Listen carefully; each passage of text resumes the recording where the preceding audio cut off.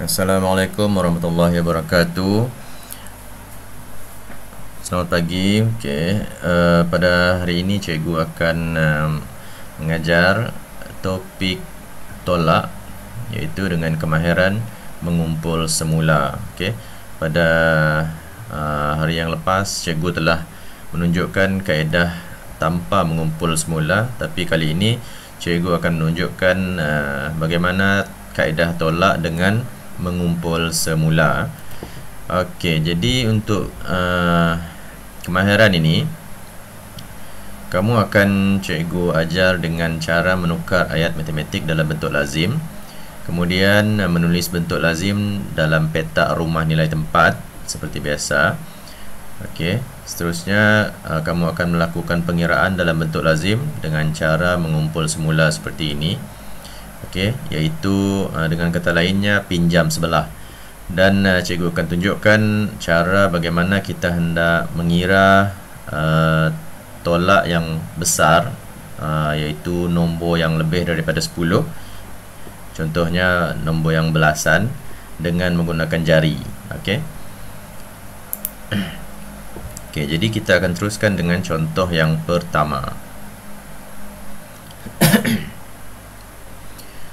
2243 tolak dengan 5. Seperti biasa kita akan buat satu rumah nilai tempat dahulu dan kita isi semua nombor yang terlibat. Kemudian kita akan mulakan dengan pengiraan di bahagian rumah sa. Jangan mulakan daripada rumah ribu. Jadi kita mulakan daripada sa. 3 tolak dengan 5. Jadi ini yang saya katakan mengumpul semula, iaitu pinjam di sebelah. 3 tolak dengan 5. Kalau kita kumpulkan jari kita 3, kemudian kita nak tolak dengan 5, adakah ianya dapat? Adakah ianya boleh ditolak dengan 5? Tidak boleh, sebab 3 lebih kecil daripada 5. Jadi apa yang kita perlu buat adalah kita pinjam daripada 4 ini. Pinjam ini bermaksud kita ambil 1 di bahagian rumah puluh. Maksudnya kita ambil 1 puluh. 1 puluh yang kita ambil itu kita akan letak di bahagian rumah sa dan menjadikan puluh ini 3 dan sa ini kita letak 1. Di sini 3 dan di sini 1. Cikgu nak bagi tunjuk sikit untuk menggunakan laser point. Di sini dia. 4 yang dipinjam menjadi 3 bahagian rumah puluh. 30. Kemudian 1 yang dipinjam tadi kita letak di sebelah rumah sa. 10 kita pinjam ditambah dengan 3 tadi menjadi 13. Jadi 13. Jadi yang 13 ini kita akan tolak dengan 5. Ini barulah kita dapat menolak. 13 tolak 5. Kita gunakan jari. Kita cuba gunakan jari di sebelah sini. 10 jari, sediakan 10 jari. Kemudian angka kedua adalah 3. Perhatikan yang berkelip-kelip ini. Angka kedua adalah 3. Kira dari angka 4. Kalau ini 3, kita akan kira dari angka 4 hingga angka di bawah. Angka di bawah adalah 5. Jadi semasa pengiraan tu kita hendaklah menutup jari kita. Menutup jari Baik. So kita kira sama-sama. Bermula daripada angka 4. Sebab ini 3. So kita akan membuat potongan pada jari. Bukan potong jari kita nak tutup jari kita dengan angka 4. Dengan sambil menghitung 4, 5. Berapa yang tinggal? Yang tinggal adalah 1, 2, 3, 4, 5, 6, 7, 8. 8 yang tinggal. Begitu cara untuk menolak nombor yang besar, lebih daripada 10 seperti ini. Seterusnya 3 tolak dengan sifar, tidak ada. 3, 2 tolak dengan tiada angka di bawah. Teruskan. dan ini pun juga hasil yang sama. Okey, seterusnya cikgu bagi contoh yang kedua pula. Contoh yang kedua agak besar sedikit.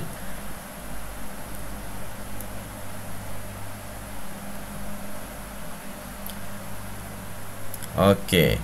Setelah menulis dalam bentuk lazim, kita seperti biasa kita akan mula mengira daripada rumah sa terlebih dahulu.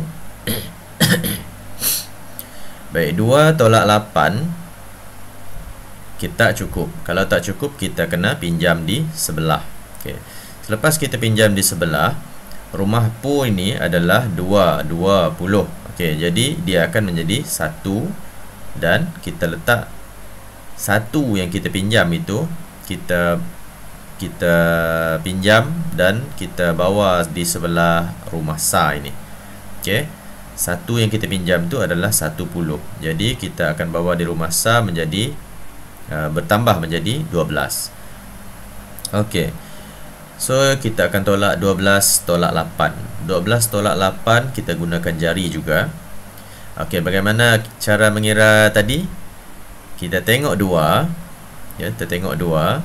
Lepas itu kita kira daripada, ya betul, daripada 3. Okey. 3 sampai 8. Okey, sekarang kita kira daripada 3 sampai 8. 3 4 5 6 7 8. Okey, jadi berapakah baki yang tinggal di sini? Okey, ada 4 baki yang tinggal. So kita letakkan jawapannya sebagai 4.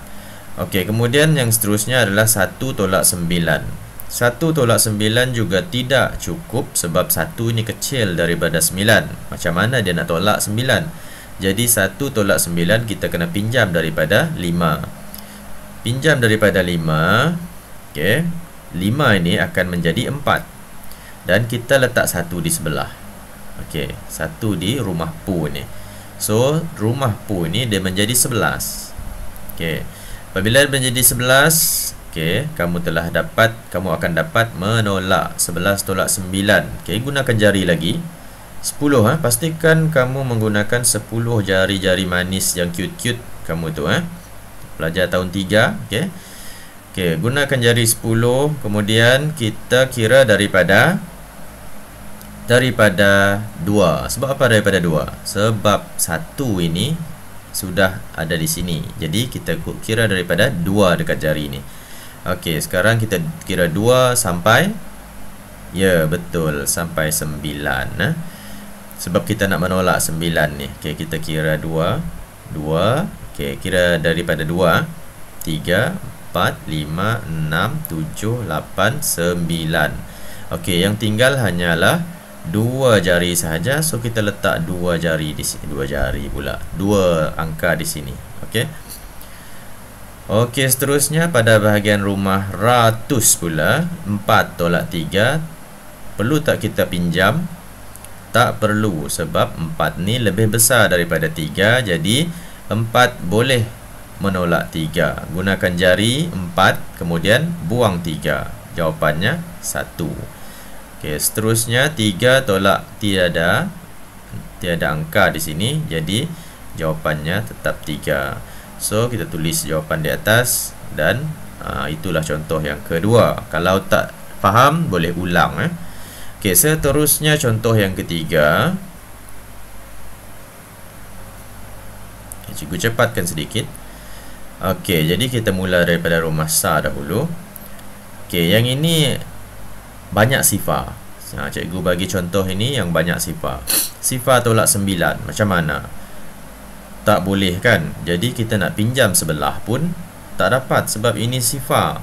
Pinjam sebelah pun tak dapat sebab ini pun sifar. Dia tidak ada nombor, dia tidak ada duit nak bagi pinjam dengan rumah sebelah dan rumah sebelah. Jadi apa yang kamu perlu buat di sini adalah kamu perlu pinjam di rumah yang ada duit di sini. Okey, dia ada duit. Dia ada nombor iaitu 8. So kita kena pinjam di rumah yang terakhir ini. Okey, kalau di rumah ra ini ada nilai, ada nombor, kita pinjam di sini. So sekarang ni dia tidak ada nombor, so kita pinjam di rumah yang terakhir. Rumah yang terakhir adalah 8, so kita pinjam di sini. 8 dia menjadi, pinjam 1 dia menjadi 7. Okey. Dan 1 kita letak di sebelah rumah Ra. Okey, sekarang ni dia dah jadi 10. Okey. Jadi kita pinjam lagi sekali sampailah bahagian rumah Sa ni dapat menolak nombor yang di bawah. Okey, kita pinjam lagi sekali. 10 dipinjam 1 menjadi 9. Letak 1 lagi sebelah sebab dia dah pinjam. Okey, sekarang ini barulah Sa ini, rumah Sa dapat meminjam pada rumah 10. Okey, kita pinjam lagi sekali. Okey, sekarang rumah Sa telah menjadi 10. Dia sudah lebih besar daripada 9. Pastikan kamu hanya meminjam 1 sahaja daripada setiap rumah. Jangan pinjam lebih, susah nak bayar nanti. Jangan pinjam lebih, nanti salah. Okey, pinjam 1 sahaja. Okey, seterusnya kita tolaklah. Tolak dengan 10 jari. 10 tolak dengan 9 jadi 1. Kemudian 9 tolak 2, tak perlu pinjam sebab 9 ni besar, jadi 7. 9 tolak 1, okey, 8. 7 tolak 1 jadi 6. Okey, jadi selesai contoh yang ketiga. Okey, seterusnya contoh yang keempat pula.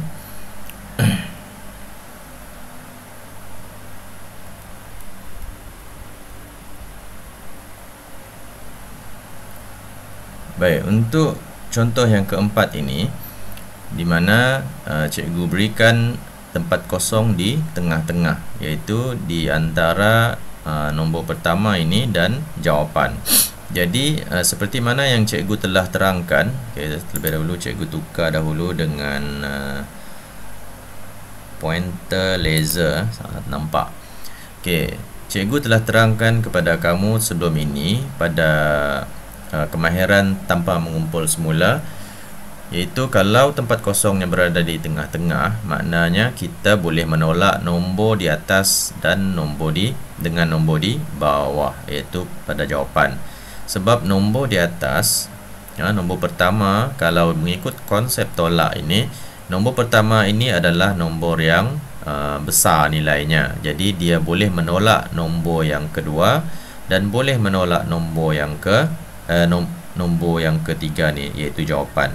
Jadi kalau kita menolak nombor yang pertama ini, nombor yang pertama ini kita tolak dengan nombor yang kedua, iaitu jawapan, dia akan menghasilkan nilai di tengah-tengah ini juga. Jadi untuk itu kita akan menolak nombor yang pertama ini dengan jawapan ini, supaya kita dapat jawapan, dapat mencari nilai anu di tengah-tengah ini. Jadi 3 tolak dengan 5 tak cukup, betul tak? Kalau tak cukup, kita kena pinjam di sebelah ini dan dia menjadi 2. Dan sini kita letak 1, menjadi 13. 13 tolak 5, kita gunakan jari kita yang 10. Kira daripada 3, bukan, kira daripada 4. 4, 5. Berapa tinggal jari? Tinggal 8, betul. Dah pandai 2 tolak dengan 3 tak cukup, kita pinjam lagi sebelah. 4 ini menjadi 3 dan 1 kita letak di sebelah, menjadi 12. Sekarang 12 tolak 3. Kita tengok nombor ni 2. Nombor 2. Kemudian kita kira 3. Sekali kira sahaja sudah sampai 3. Ni 2. Kemudian kita kira 3, tutup jari 1, 3. Berapa jawapannya? Jawapannya 9. Ini 3 tolak dengan 6 pun tak cukup, kita kena pinjam daripada 8. 8 menjadi 7. Dan kita letak 1 di sebelah, menjadi 13. 13 tolak dengan 6. Bermula daripada, untuk menolak kita mula daripada nombor 4, kira sampai 6. 4, potongkan jari kita yang 10 tu. 4, 5, 6. Berapa yang tinggal? Yang tinggal adalah, ya betul, 7. 7 tolak 4. Jawapannya dapat kita dapat tolakkan dia menjadi 3. Okey, jadi itu adalah cara untuk membuat nilai, mencari nilai di tengah-tengah. Okey, seterusnya contoh yang kelima, yang terakhir adalah nilainya di atas. Okey, seperti mana yang cikgu bagi tahu sebentar tadi, nilai di atas ini adalah nilai yang besar. Okey, nilai yang besar. Jadi dalam konsep tolak, nilai atas adalah nilai yang besar. Jadi bagaimana kita hendak mendapatkan nilai yang besar? Ya, kalau kita nak mendapatkan nilai yang besar, kita kena jumlahkan kedua-dua nombor ini, iaitu tambah. Okey, contohnya 9 tambah 2, 8 tambah 5, 0 tambah sifar, dan 3 tambah 2. Okey, dia akan dapat jawapan di atas ini. Okey, bagaimana kita nak menolak? Kita nak menambah. Okay, sekarang ni kita nak menambah pula. Kita boleh letakkan nombor-nombor, dua nombor ini dalam bentuk tambah. Okay. Tapi kalau kita nak tambah di sini, caranya begini. 9 tambah 2 menjadi 11. Betul? Okay, jadi kita tulis 1 di atas dan 1 di bawah. Dia akan menjadi 11. Tak boleh tulis 1 di sini. Jadi 1 kita letak di bawah dahulu. Okay, seterusnya 1 tambah 8 sama dengan 9. 9 tambah pula dengan 5. Okey, ini tambah berurutan. Tambah dengan 5 menjadi 14. 14, 1 letak di bawah. Kan biasanya 1 letak di atas, tapi ini pun konsepnya sama juga. 1 tambah sifar jadi 1. Kemudian 3 tambah 2. Okey, jadi 5. Tak ada belas-belas, kita tak perlu letak nombor 1 di atas ini, di bawah ini. Jadi jawapannya 5141. 5141. Okey, jadi itu sahaja untuk kali ini.